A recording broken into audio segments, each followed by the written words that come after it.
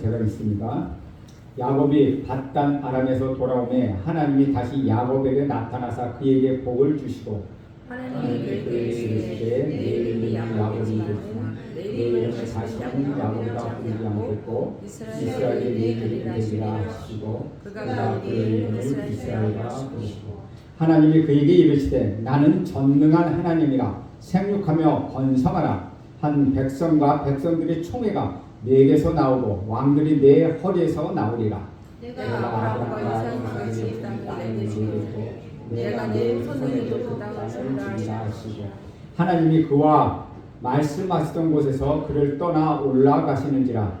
야곱이 하나님이 자기와 말씀하시던 곳에 기름 붓고 돌기둥을 세우고 그 위에 전제물을 붓고 또 그 위에 기름을 붓고 함께 있습니다. 하나님이 자기와 말씀하시던 곳에 이름을 베델이라 불렀더라.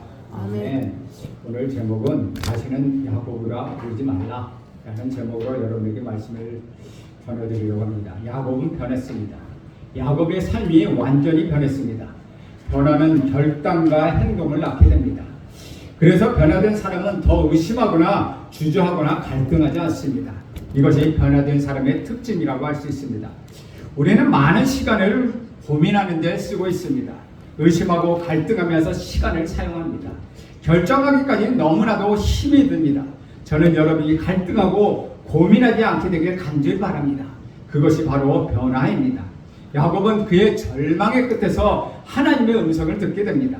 일어나서 베델로 올라가서 거기서 제단을 쌓고 나를 예비해라 하신 이 말씀은 야곱에게 있어서는 복음이었습니다. 왜냐하면 이 말씀을 듣자 야곱의 영안이 열리고 수많은 갈등이 끝이 났기 때문입니다. 창세기 36장 6절 7절에 보면 이렇게 기록합니다. 야곱이 그와 함께한 모든 사람이 가나안 땅 루스 곧 베델에 이르고 거기서 제단을 쌓고 그곳 이름을 엘 베델이라 불렀으니 이는 그의 형이 낯을 피할 때에 하나님이 거기서 그에게 나타나셨습니다. 하나님의 음성을 듣고 야곱은 즉시 순종합니다. 그래서 가족을 모아놓고 결정합니다. 저는 이 말씀을 듣고 생각해 보았습니다. 순종보다 더한 믿음은 없다. 믿음의 절정은 순종으로 표현됩니다. 그래서 성경 말씀은 제사보다 순종이 낫다라고 말씀하십니다. 믿음을 갖고 변화받은 사람은 순종하기 시작합니다. 우리 안에 불신이 싹 트면 갈등이 시작됩니다. 우리 마음속에 교만이 자리 잡고 있을 때 불안이 시작된다는 것입니다. 야곱이 가족들을 이끌고 베델로 올라갑니다. 거기서 하나님을 만납니다. 그리고 이것을 베델을 가리켜 엘 베델이라고 합니다. 즉 베델의 하나님이라는 뜻입니다. 하나님의 놀라운 변화가 엿보이는 야곱의 놀라운 변화가 엿보이는 말입니다. 여기서 또 다른 사실 하나를 묵상하게 됩니다. 사람은 누구나 완전하지 않다는 것입니다. 사람이 100년을 살아도 완벽해지지 않습니다. 허물도 있고 실수도 있습니다. 하나님을 만난 사람은 어떻습니까? 이들도 마찬가지로 허물과 실수가 있습니다. 그렇다면 하나님을 만난 사람과 하나님을 만나지 않은 사람은 어떤 차이가 있습니까? 그 차이는 이렇습니다. 하나님을 만나지 않은 사람은 과거를 잊지 못하고 과거의 연연에 사는 사람들입니다. 그러나 하나님을 믿는 사람들의 특징은 과거와 단절하는 특징을 갖고 있다는 것이죠. 하나님을 믿는 사람이 완벽하고 허물이 없다는 뜻은 아닙니다. 자신의 과거에 허물이 있고 기억하고 싶지 않은 점도 있다 하더라도 이들은 미래를 향하여 나간다는 것이죠. 사랑하는 여러분, 저는 오늘 이 말씀에 의지해서 여러분에게 권면하고 싶습니다. 여러분 지금까지 좌지우지해왔던 과거와 단절하십시오. 과거는 과거가 되게 하십시오. 그 과거가 여러분의 미래를 만드는 것이 아니라 하나님이 여러분의 미래를 만들어 가시는 것입니다. 우리에게 분명한 사실이 하나 있습니다. 우리는 과거를 바꾸지 못합니다. 우리가 아무리 애를 쓰고 아무리 노력해도 우리의 과거는 바꿔지지 못합니다. 그러나 우리들이 하나님의 얼굴을 구하고 하나님의 도움을 구한다면 우리들의 미래는 바뀌게 된다는 것입니다. 과거가 단절되는 것이 야곱의 복이었습니다. 야곱은 하나님의 음성을 듣는 순간 과거의 공포와 불안에서 탈출합니다. 일어나라! 이 말씀처럼 여러분이 현실에서 일어나 탈출하기를 저는 간절히 바랍니다. 야곱의 마음에 여유가 생기기 시작합니다. 믿음이 없으면 쫓기듯 조급하기 시작합니다. 그러나 믿음은 마음의 여유를 가져다 준다는 것입니다. 그렇게 야곱의 믿음을 갖게 되면서 그에게 일어난 변화는 참으로 놀랍습니다. 8절 말씀에 보면 이렇게 기록합니다. 리브가의 유모 드보라가 죽음에 그를 베델 아래에 있는 상수리 나무 밑에 장사하고 그 나무 이름을 알론바꽃이라고 불렀다. 야곱이 너무나도 사랑했던 어머니 리브가에는 유모가 있었습니다. 그의 이름은 드보라입니다. 성경에 이 구절에 대하여 다른 설명이 없이 갑자기 돌출됐던 이 이야기가 나타납니다. 리브가의 유모가 죽었다는 이야기를 통하여 어머니 리브가가 죽었다는 것을 짐작할 수 있다는 것이죠. 어머니 유모로서 야곱을 돌봤던 드보라는 달리 갈 곳이 없는 나이가 많은 노인이었을 것입니다. 그 드보라의 말년을 야곱이 행복하게 거두어 주었던 것 같습니다. 그리고 죽은 후에 정성스럽게 장사해 주었습니다. 그리고 드보라를 장사 지낸 곳에 상수리 나무 이름을 알람바꽃이라는 이름으로 불렀습니다. 그 뜻은 굉장히 상심했다라는 뜻을 갖고 있습니다. 야곱의 드보라의 죽음 때문에 굉장히 슬퍼했음을 보여주고 있다는 것이죠. 이 사건을 통하여 야곱이 성숙해졌음을 우리는 느낄 수 있다는 것입니다. 왜냐하면 자신의 어머니를 돌보는 것은 그래도 쉽지만 그의 어머니 유모를 돌보는 것, 그 일은 그다지 쉬운 일이 아니었기 때문입니다. 성숙이란 무엇입니까? 하찮은 삶으로 사람을 돌보는 것입니다. 가치없는 사람이 자신이 무시해도 되는 사람까지 돌볼 수 있는 사람이 성숙한 사람이라는 것이죠. 미숙한 사람은 자신이 필요한 사람만 돌봅니다. 유명한 사람만 골라서 사귀는 사람, 자기에게 위익이 되는 사람만 만나는 사람은 미숙한 사람입니다. 자신이 무시해도 되는 사람까지 사랑하고 죽음의 순간을 지켜주고 장사 지내는 사람이 성숙한 사람이라는 것이죠. 야곱이 이렇게 성숙한 사람으로 변하고 있었습니다. 그는 그때 얼마나 이기적이고 얼마나 손해보지 않으려는 사람이었습니까? 저는 여러분이 주위에 돌보지도 않아도 되는 사람을 돌보고 무시해도 되는 사람까지 여러분의 사랑을 전하길 간절히 바랍니다. 주위에 돌보지 않아도 되고 무시해도 되는 사람은 어떤 사람입니까? 여러분이 부리는 아래 사람들이 그럴 사람입니다. 쉽게 해고도 시키고 무시할 수도 있습니다. 그러나 끝까지 그들을 돌보는 사람이 성숙하고 믿음이 있는 사람입니다. 야곱이 드디어 하나님의 복을 받기 시작합니다. 지금까지 그 복이 그림의 떡이었다면 이 무렵의 복은 실제로 이루어지기 시작합니다. 9절에서 10절 말씀 저와 여러분이 같이 있습니다. 시작. 야곱이 밧단암에서 돌아오매 하나님이 다시 야곱에게 나타나사 그에게 복을 주시고 하나님이 그에게 이르시되 내 이름이 야곱이지만은 내 이름을 다시는 야곱이라 부르지 않겠고 이스라엘이 내 이름이 되리라 하시고 그가 그의 이름을 이스라엘이라 부르시고 하나님은 야곱에게 한 가지 사건을 회상시키십니다.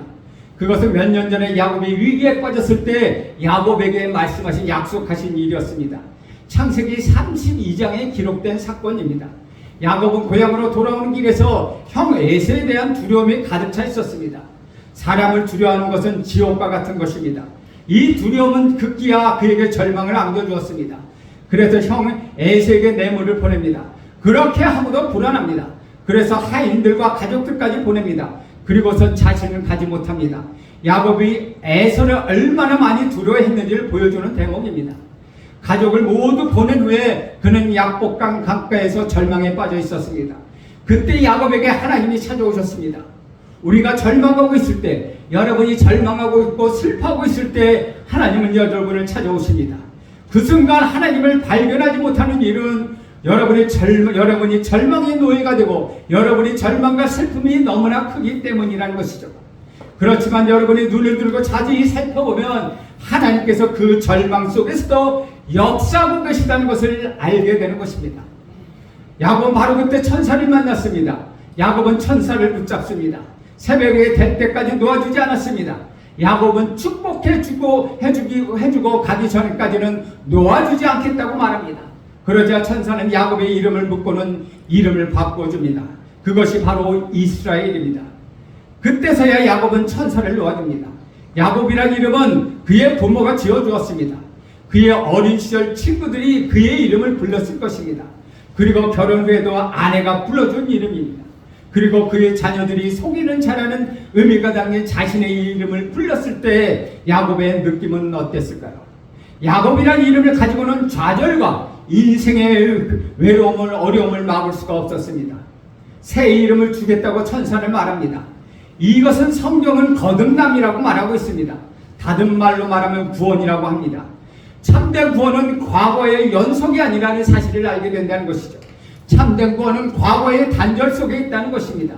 우리의 문제는 예수를 믿고도 과거와 단절하지 않고 옛사람과 단절하지 않고 그 상태에서 계속해서 무언가 잘 해보려고 하는 데 있다는 것입니다. 주 안에서 사랑하는 여러분, 과거와 단절하지 않으면 미래로 나갈 수가 없습니다. 나쁜 포도주가 좋은 포도주가 되는 것이 아니라 물이 변하여서 포도주가 되는 것입니다. 이런 점에서 참된 구원은 우리의 신앙의 발전이 아니라 우리의 변화를 말씀하고 있는 것이죠. 우리가 거듭나고 예수를 믿어도 변하지 않는 것은 우리가 과거와 단절하지 않고 옛사람을 버리지 않기 때문이라는 것입니다.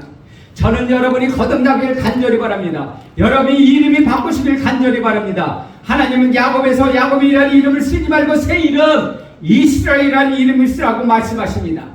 이스라엘이라는 이름은 하나님을 이겼다는 뜻입니다. 그러나 오해하지 마십시오. 이것은 하나님을 이겼다는 것이 아니라 하나님으로부터 인정을 받았다는 뜻입니다. 하나님은 야곱의 존재를 인정하셨습니다. 야곱의 믿음을 인정하신 것입니다. 저는 하나님이 여러분을 인정하시길 간절히 믿습니다. 세상에서 제일 불행한 사람은 인정받지 못하는 사람입니다. 남편에게 인정받지 못한 아내에게 인정받지 못하는 남편은 불행합니다. 부모에게 인정받지 못한 자녀, 아무리 똑똑하고 잘났다고 해도 불행하다는 것이죠. 저는 여러분이 자녀를 인정하고 배우자를 인정하고 채워주길 간절히 바랍니다.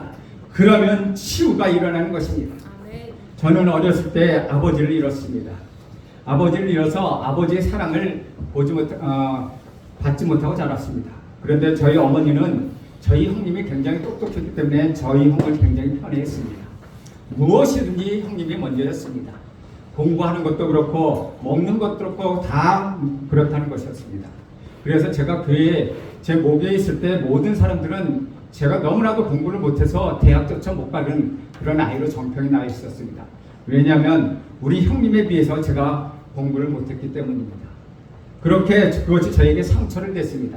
제가 고려대학교에 갔었어도 우리 교회 다니는 사람들은 제가 고려대학교에 간지를 모릅니다. 왜냐하면 공부를 못해서 교회를 못 간다는 것입니다. 학교를 못 간다고 얘기했습니다. 그러다 저희 형님의 친구들이 하는 날 이렇게 얘기했습니다. 너 공부 좀 해라. 어머님이 그렇게 얘기하는데 너 공부를 해서 대학은 가야 되지 않겠니? 라고 얘기를 자주 했습니다. 그런데 어느 날 그것이 상처인지를 몰랐는데 한참 지나다 보니까 상처가 되었습니다. 그래서 제가 결혼하고 좀 지나서 저희 어머님한테 얘기했더니 저희 어머님 그때야 비로소 미안하다라고 말씀하셨습니다. 그 미안하다는 말을 통해서 저에게 치유가 일어났다는 것이죠. 미안하다는 말은 저를 인정해 주었다는 이야기입니다. 그것처럼 인정해 주는 것, 그때 치유가 일어나고 회복이 일어난다는 것입니다. 창세기 35장 10절 끝부분에 보면 야곱의 이름을 부르신 분이 하나님이라는 사실을 기록하고 있다는 것이죠. 야곱이 자신의 이름을 스스로 이스라엘이라고 부르지 않았습니다. 우리 주변에 보면 자신의 이름을 부끄럽게 여겨서 바꾸는 사람들도 있습니다. 그 이름을 가지고 살면 팔자가 살았다고 장명소에 가서 바꾸는 사람들도 있었습니다. 그리고 그 이름을 바꾸어도 별로 나아지는 것은 없었습니다. 자신이 스스로 이름을 바꿨기 때문이라는 것이죠. 이름을 고쳐주시는 분은 하나님이셔야 한다는 것입니다. 하나님이 바꾼 이름을 불러주셔야 복이 있다는 것입니다. 하나님은 아브람을 아브라함으로, 사례를 사라로, 시몬을 베드로로 이름을 바꿔주셨을 때 복이 그들에게 임했습니다. 하나님이 여러분의 이름을 바꿔주신 사실을 아십니까? 죄인이 변하여 의인이 되었습니다. 하나님이 악마의 자녀였던 우리를 하나님의 자녀라고 말씀하십니다. 너는 땅의 상속을 받은 사람이 아니라 하늘의 상속을 받은 사람이라고 우리에게 말씀하고 있습니다.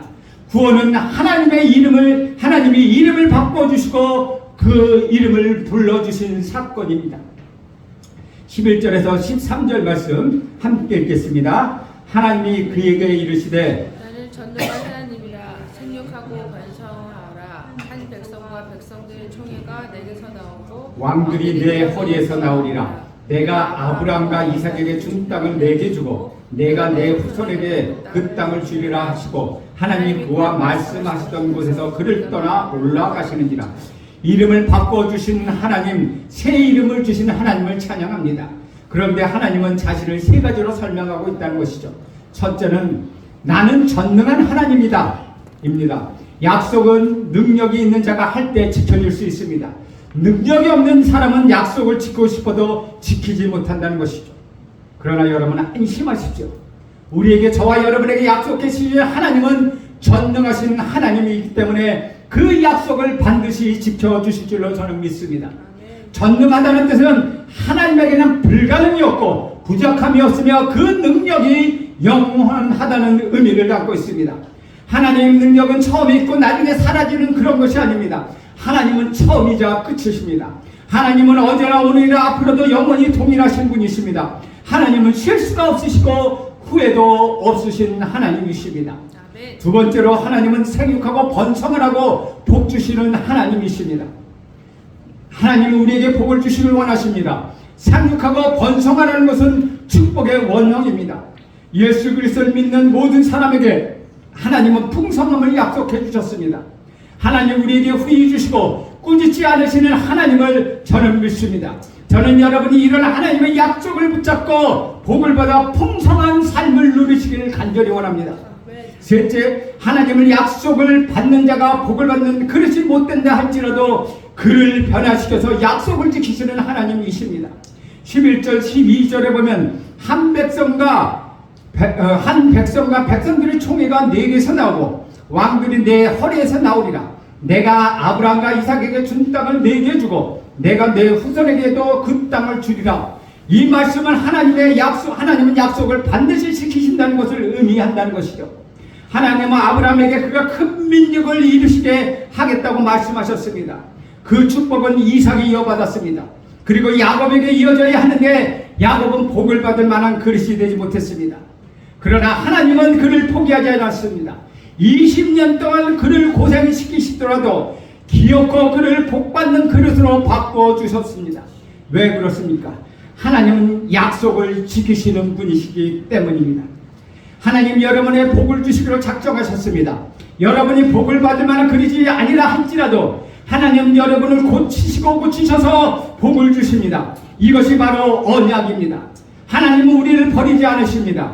여러분의 변덕이 많고 어리석고 늙고 병이 들었다 하더라도 하나님 결코 포기하지 않습니다.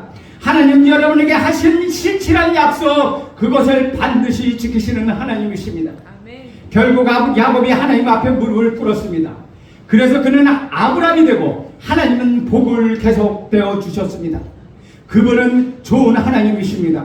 넘어지면 일으켜주시고 세워주시고 상처라면 싸매주시는 복을 주시는 하나님임을 여러분 믿으시기 바랍니다. 13절 말씀 함께 읽겠습니다. 시작. 하나님이 그와 말씀하시던 곳에서 그를 떠나 올라가시는지라. 하나님은 야곱이 위기에 처했을 때 찾아오셨습니다. 그리고 말씀을 마치시고 돌아가셨습니다. 여기서의 하나님의 속성을 우리는 발견하게 됩니다. 하나님은 말씀하시는 하나님, 침묵하시는 하나님, 또 오시는 하나님, 떠나시는 하나님, 드러내시는 하나님, 숨으시는 하나님이십니다. 하나님이 우리에게 오시고 말씀하실 때 우리는 참으로 기쁩니다. 그러나 그분이 떠나셨다고 생각하면 슬퍼진다는 것입니다. 하나님이 침묵하신다는 괴롭습니다. 하나님은 어디 계신가? 왜 나의 기도를 들어주시지 않으신가? 라고 생각하며 괴롭습니다. 그러나 하나님의 속성을 알면 이 문제는 풀리게 됩니다. 하나님은 오시고 또 가시는 분이십니다. 하나님이 계시는 것이나 떠나주시는 것, 말씀하시나 침묵하시는 것 모두 같은 것입니다. 그것은 동전의 앞면과 뒷면에 불과하다는 것이죠. 야곱은 하나님이 오실 때 믿음을 얻었고 기쁨을 얻었습니다. 그리고 그러나 하나님이 떠나셔도 그에게는 기쁨이 있었습니다. 왜냐하면 그에게 이제 믿음이 있기 때문이라는 것이죠. 여러분에게도 이런 복이 있기를 저는 간절히 바랍니다. 하나님이 보이지 않고 하나님의 음성이 들리지 않고 하나님이 계시지 않는 것처럼 보인다 할지라도 하나님 날마다 여러분과 동행하시는 임마누엘 하나님이신 것을 여러분 믿으시기 바랍니다. 하나님은 여기 계시고 여러분과 함께 계십니다. 여러분이 병들고 죽어가는 것 같고 모든 것이 끝난 것 같더라도 하나님은, 우리의 하나님은 여러분과 함께 계십니다. 야곱이 그것을 깨닫기 시작했습니다.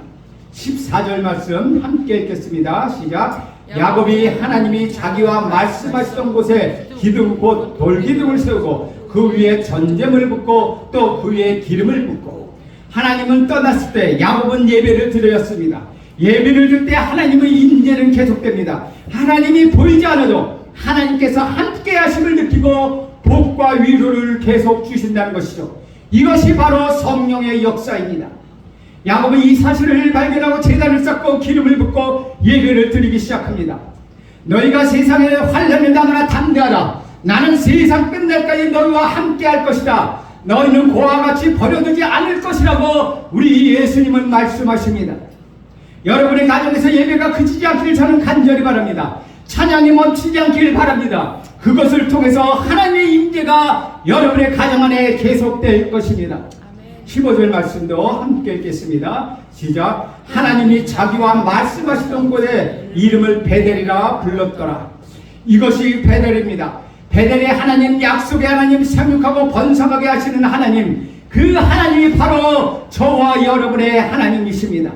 그분은 우리 구주 예수 그리스도로 이 땅에 오셨고 십자가에 못 박혀 주시고 죽음하려 부활을 하셨습니다. 그리고 성령으로 다시 우리와 함께 하신다는 것입니다. 여러분 마음속에 찬양이 불처럼 일어나길 간절히 원합니다. 모든 연유와 근심과 걱정을 박차고 여러분 일어나십시오. 약속의 하나님을 바라보십시오. 하나님을 신뢰하십시오. 그리고 베델로 올라가십시오. 비록 여러분이 야곱의 아들들과 같은 모습이 있다 할지라도 모든 우상을 묻고 그 영광스러운 하나님의 얼굴을 뵙는 베델로 올라가십시오. 그때 영광의 순간이 여러분에 주어질 것입니다. 그때 여러분이 회복되고 여러분의 자녀가 회복되고 여러분의 가정이 회복되며 여러분에게는 엄청난 만족을 누리는 삶을 살게 될 것입니다. 여러분 베델로 올라가십시오. 하나님을 붙잡으십시오. 하나님을 신뢰하십시오. 그럴 때 하나님은 여러분에게 계속해서 임재하게 되실 것입니다. 기도하겠습니다. 하나님 아버지, 마음이 슬프거나 외롭거나 절망하는 사람이 없게 하옵소서. 위로를 하옵소서. 손을 들고 찬양하게 하옵소서. 예수님의 이름으로 기도합니다. 아멘.